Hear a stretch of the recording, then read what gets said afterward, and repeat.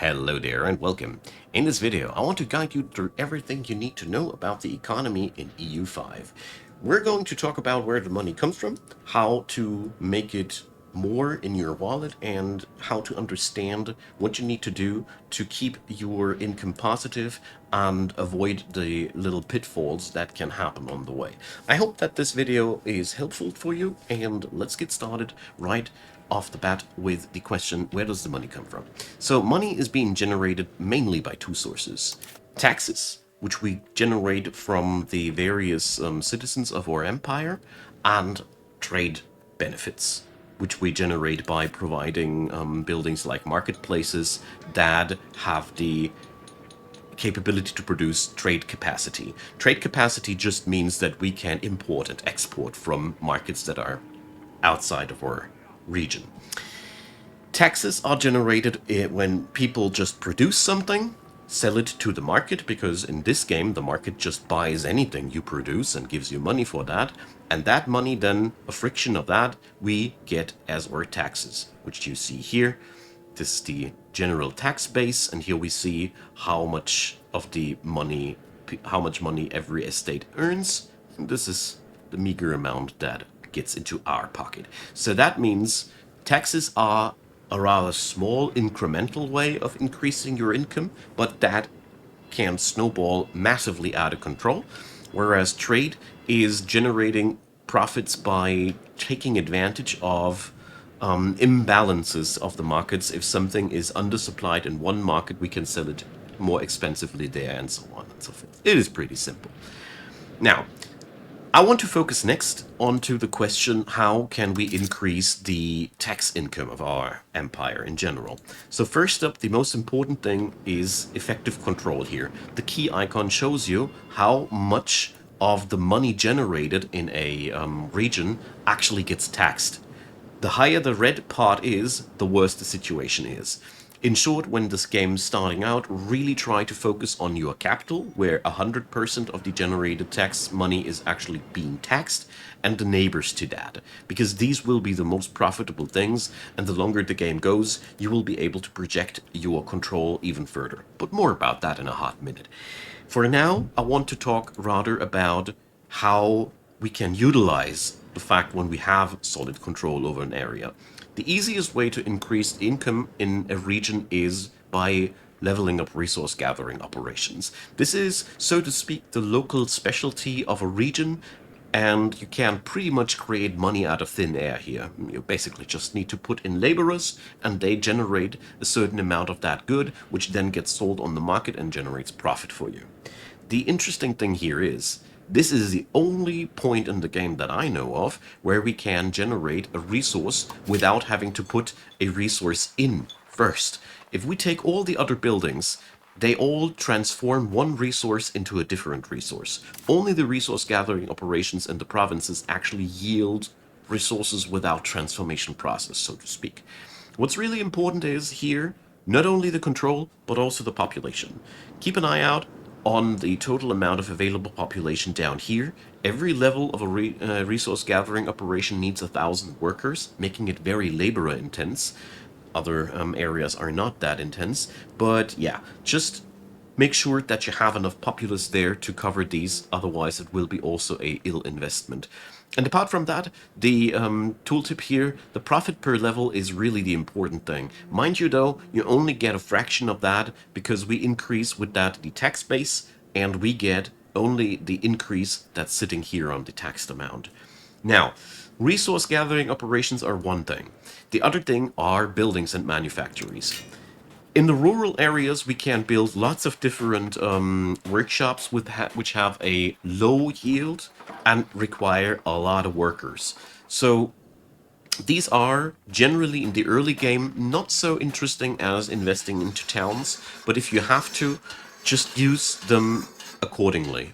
The point here about these is that they are relatively costly compared to the output of profit. When we go to the towns, we get much higher output per building, and to make matters more interesting, each level of these guilds requires less workers. We only need here 200 workers per level of these, which makes the whole deal a lot more worker efficient. Also, towns allow you to stack up buildings much higher than in the rural areas. In the rural areas, we can't build any manufactories. As you see here, this is already a pretty high level rural building, but towns offer one baseline level of factories, which you can't build in rural level buildings. And once you transform that town with that little button here into a city, you can put so many manufactories into one city that it is really showing a lot of a difference of the trade capacity that there is just. Generally speaking, a town creates much more taxes due to the fact that we can stack up many buildings on one place. We provide a lot of high taxpayers. These guys provide much more taxes than the lower stratum. The commoners pay here a pretty high amount of taxes, but that's only because they are a very, very high amount in my citizenship. These guys have a very, very high number, whereas these guys are a very low number, yet they yield a lot of money. The more cities and towns you got, the more powerful the tax base of your citizens will be, generally speaking. When you can get yourself the hands on a town, do so. Here's a couple of little tips. Towns are most interesting in regions that have a very low profit resource gathering operation. Fish is the most infamous one of them all, because when you build a town on top of a region, the total level of RGO gets halved. So if you have a high profit good like silver or whatever is yielding a high profit in your empire, just check it here. If the number is higher than 2 ducat per level, it is worth considering not to put a town on top of that, because this way you can max out the most out of the RGO. But it really depends. In the case of silver, for example, it is very worth so to put a town on top of it, because there are buildings that increase silver income only for towns. So things. All right. Let's talk next about how to weigh these things. Like I said in the early game, you should always try to pick up the building that yields the most profit. And that remains true for the most time of the game. But you should know one thing. All items that we produce get put onto the market. And then when we take them off of the market, they are sold to a price. When we build a new building, we take lumber from the market and build a new area. If there's stupidly much lumber on the market, the building costs go down because lumber is cheap. That means if we have, for example, a lot of military in our empire, the military is more costly when there's not enough weapons and other things on the market, which we then need to import. In short, you can manipulate prices by providing a lot of something and actively ruin a business. So we can easily just go to a city where we have a very bad control and just flood the market with a certain good.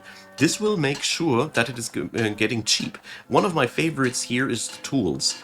If tools are cheap on the market, that ain't really a bad thing, because tools are demanded really, really in a lot of places, and tools are needed to build a lot of things. So that's one of my favorite things, to actively destroy the price and take the fact that my tool skills are not earning a lot, but I get low prices while building things. You can do a lot more things like that. I just wanted to open up this can of worms so you understand that lowering a price is not always a bad thing. You can actively use this to your advantage. Now, let's talk next about control and proximity a little bit more. So, control is being produced by being close to the capital. That's the first thing that is worth noting. So when your capital is at a remote place, this is a wonderful example here. This capital could be, if we'd be locating it into the center, much better spreading its proximity over land.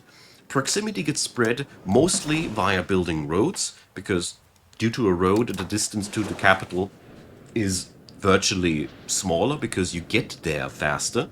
And the other thing that you can do is there's buildings that you can use. For one, bridges can be built in any rural area that has a river, and bailiffs generate a local source of proximity, which can then, if you put, for example, a bailiff at the least close part of your capital, this then amplifies the proximity effect of the roads around it again to make the distance shorter to the capital. It's a very abstract system, but I hope I managed to explain it to you in an understandable way. The other interesting thing, though, is that if the town has water tiles around it and functional harbor things like a dock, then your proximity also can be here manipulated via the sea area. So coastlines can be also thought as like natural occurring roads. To increase the control via this, you need to put ships into the regions because these then lower the amount of piracy in the region and give your region maritime presence. The more maritime presence you got, the closer the distance between the shorelines gets, in easy words. It's a lot more complex than that, but understanding that putting warships onto the shorelines can increase your control is something that I really wanted to point out here. So, I already talked about supply and demand and the manipulation of that. What I want to showcase here one time is that the tooltips very, very easily show you how profitable something can be in the long term. Try to project things a little bit into the future. Tin, for example, was a horribly under-demanded good in the early game, which had very, very low prices. Due to technological advances, this changed, and now metal, as you see here, supply and demand are on an even point. When you see this means usually that you can pour into the market as you want to. It's not saturated yet. People are just picking up whatever they can, and it's a very, very limited good. When we look into other goods, like here, for example, the sturdy grains, we see here that supply and demand have a gap.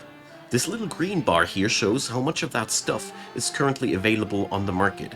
If that green bar is full, that means the price starts to deteriorate because it's massively oversupplied. The interesting point here, though, is that you can see here everything has a certain amount of request. And when it comes down to food, I've made the experience that if it ain't fish, sooner or later, populations grow and the demand of that stuff never really stops. This is because people demand different foodstuffs. Every group of population has a hunger for certain foodstuffs and they try to get themselves a diverse diet. Therefore, food is a very, very reliable money source that constantly scales up as long as the populations go up. But in my experience, populations always go up over the centuries, quite drastically. So don't undersupply that. But for example, here we see a massively oversupplied market. Here you should take two decisions. Either stop investing into that market because the price will be destroyed the more you generate of that good, or look for what kind of industry is using this, destroy the price further, and just go into leather production, because your leather production will be very profitable because you have the advantage of an oversupply in your own market. This is things that you can do.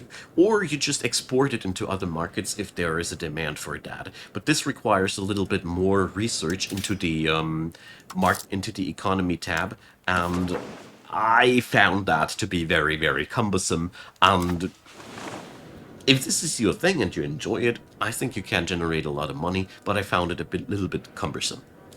So that is pretty much it. With these things, you understand how the market, how to manipulate the odds in the game. And as a last thing, I want to stress out early on, try to maximize your profits, because when you don't have any money to spend or when money is very low, the first thing you want to do is increase that monthly income as strong as possible. Don't worry too much about lowering prices somewhere or trying to manipulate any markets. until you got like a cash flow between 20 and 50 ducat per month, you're basically just ramping up. During that phase of the game, try to find the most profitable businesses that you got, and when you have maxed out an area, consider just connecting the next profitable spot with a road and proceed from there. One thing I want to stress out as a last tip here, when the parliament offers you to promote urbanization, this is a very cheap way of generating towns. The town will be put into a random spot, so check before you do to not ruin certain spots. But this town of Dunpatrick was a present from the parliament, and this is an easy way to serve yourself to save yourself quite a lot of money, because building towns is very costly early on. But generally speaking, where there's high control and there's not a valuable good that you need to capitalize on, it's actually always worth building a city, because cities have a advantage. One last thing before I end this video. In cities, we can set up high value buildings of cultural types that don't go into rural areas. Universities, for example, have so many advantages, and on top of that, they make sure that your paper and book industry will always be profitable, because there's a constant demand of these, and where there's high demand, there's high profits. Of course, you still have to pay money for these, but they make sure that the prices for paper and books don't deteriorate, and you gain a high tax base out of these. And generally speaking, I have had the impression in this game that creating demands by producing support buildings and those, once your economy is really running, that makes sure that the prices don't go down forever and your profits get destroyed due to that, because we want stable prices, and stable prices are only occurring if we are actually consuming what we are producing. So this is the last step that you need to take to keep your economy running, because if you don't consume the goods that you're producing, the profits here will ultimately all fade away into nothingness. So always take a look at the items that you produce in high amounts, who uses them, where can you put them, and try to stimulate the consumption of these to make sure that your prices don't go to nothing. Thanks for listening, and I hope this video was informational for you. If you have anything to add or anything you need to correct because I was wrong, feel free to. I do research these videos as good as I can, but I'm only human and there's always something I miss out, or sometimes I also make mistakes. I want to apologize in advance for that if that happened, and I want to ask you to leave a like or subscribe, or feel free to donate or subscribe via YouTube channel membership, whatever tickles your fancy. Every piece of help is much appreciated, and I also want to say a last thanks for watching this video up until the very end. Thanks for taking that time, and I hope to see you next time.